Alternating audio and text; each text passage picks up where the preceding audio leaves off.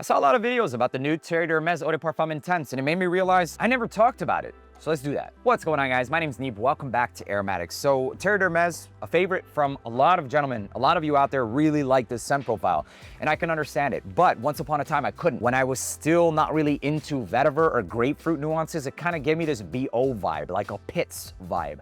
A very just intensive grapefruit. And I think one of the first ones that gave me that vibe was Dolce & Gabbana's Forever Light Blue Forever. Very intense style of the grapefruit.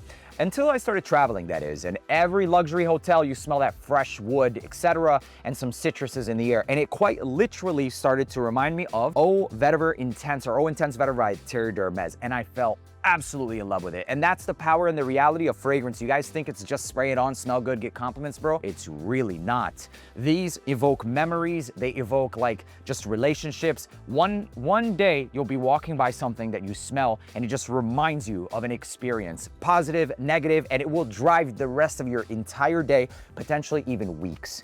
And all these things happen subconsciously. And that is exactly what happened with this Eau Intense Vetiver. My subconscious stored this as positive experiences. Now that's usually what happens with even signature scents. If your father, if you hated your dad and he wore something, you're gonna hate the fragrance, and vice versa. You know, a lot of people can relive experiences through just the sense of smell, and it makes 100% sense. A loved one that, you know, might have passed will live on forever through a fragrance or through a food, through a recipe, etc. Moving on into the newest release in 2025, it's called Terre d'Hermès Eau de Parfum Intense. Now this was something unusual, and it came out during an era with a lot of other fragrances, and so a lot of them were getting overshadowed. Going into the note breakdown, you'll see something very unique in this, the inclusion of black pepper and more specifically coffee. But even more unique than that is for this to have something spicy like licorice, stone, and lava. What even is that? So the note of lava in itself is more than likely an accord that's been created through using maybe some ambers and other accords that gives the perfumer that, you know, imagination of lava, a combination, if you will. And the stone, for the most part, gives me like this mineralic undertone. If you were to actually pick up a rock and to lick it, you'll get like something pretty salty, a salt accord.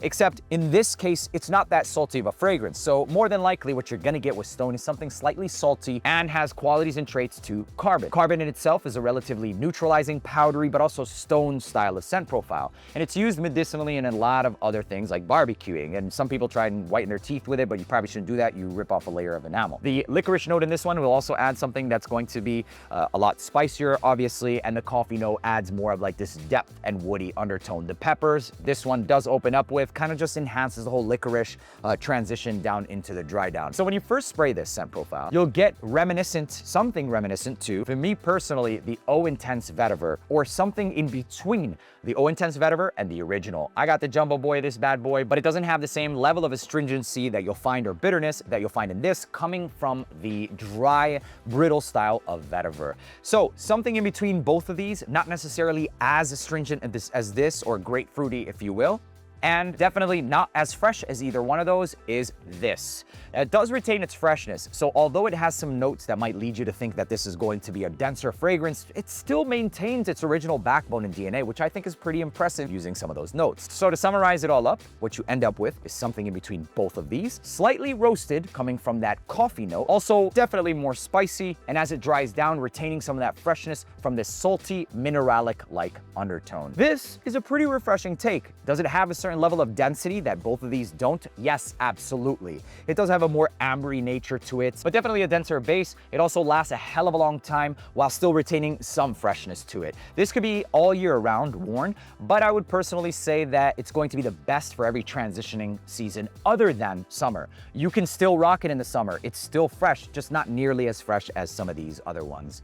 This is kind of like an oriental version, a more modern take on this DNA. When this came out, there were a lot of fragrances like Dolce & Gabbana, Pour Homme, and a lot of other fragrances like Amore Cafe, etc. Coffee was like the note that was in. It was what's trending. And so I understand the approach that this one took. Also, licorice, used in many other barbershoppy scents, including Sauvage Elixir, was something that was relatively hyped for like over a year. So the inclusion of both of those, giving some version of modernity to this whole DNA, is pretty refreshing. And this was finessed. You have something that seems like it should be out of place, but works. And that in itself showcases the artistry of the perfume that this in itself has been created. It is unusual. When you spray it on, it takes a little bit. But this whole DNA is like that. Vetiver, you're either for it or against it. Once you get into the vetiver, then you have this challenge to face. And it's like, okay, you're getting that challenge already, but also another layer added on top of that. This is damn near niche. And that's kind of what I say about the O Vetiver Intense. It's borderline niche territory because of how challenging. With that being said,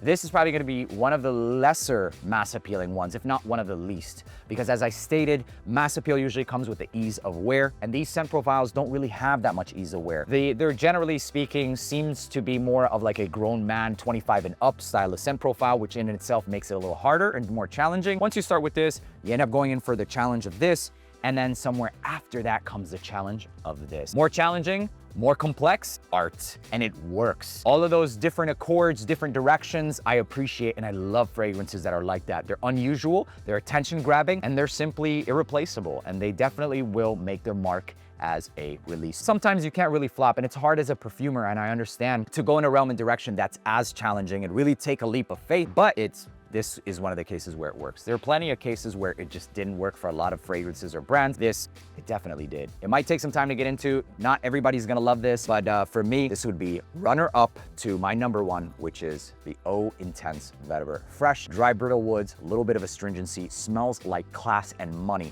And this is for every other season other than summertime. These are the best two. I'd say that the Intense Vetiver is number one, and this currently number two. I will be picking up the Eau de Blé just to live with it a little bit longer, because like with this, initially, kind of like, let's see what happens. And then eventually it became a love and now placed up. This isn't really that compliment worthy of a fragrance, but it got me a compliment. That's pretty much it. I hope you guys enjoyed watching this video. Let me know down in the comment section what your favorite flanker is, and if you've tried the brand new Eau de Parfum Intense. My name's Neve. Thank you for tuning back in AROMATIX. I'll see you in the next one. Peace.